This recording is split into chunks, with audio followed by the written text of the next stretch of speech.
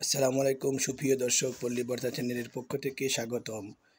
Plane থেকে গাজায় খাদ্য ফেলা হচ্ছে বা গাজায় খাদ্যের অভাবে নিরীহ নিপীড়িত ফিলিস্তিনি মুসলমানরা অনাহারে মৃত্যুবরণ করছে। গাজার এই নির্মম দৃশ্যের প্রমাণ পাওয়া যায় আজ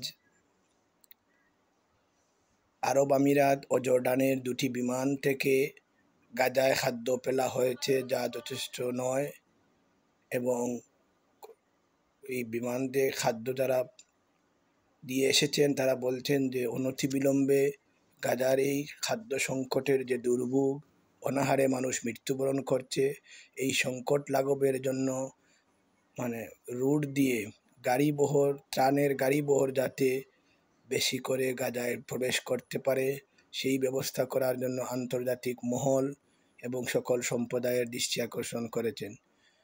বিবিসির একটি ভিডিওতে দেখা গেছে যে কিভাবে প্লেন থেকে জর্ডানের ওই বিমান থেকে কিভাবে গাজায় খাদ্য ফেলা হচ্ছে আর মানুষ এই খাদ্য হুড়ুমুড়ি খেয়ে নিচ্ছে। খাদ্য অভাবে অনাহারে গাজায় ভয়াবহ অবস্থার সৃষ্টি হয়েছে।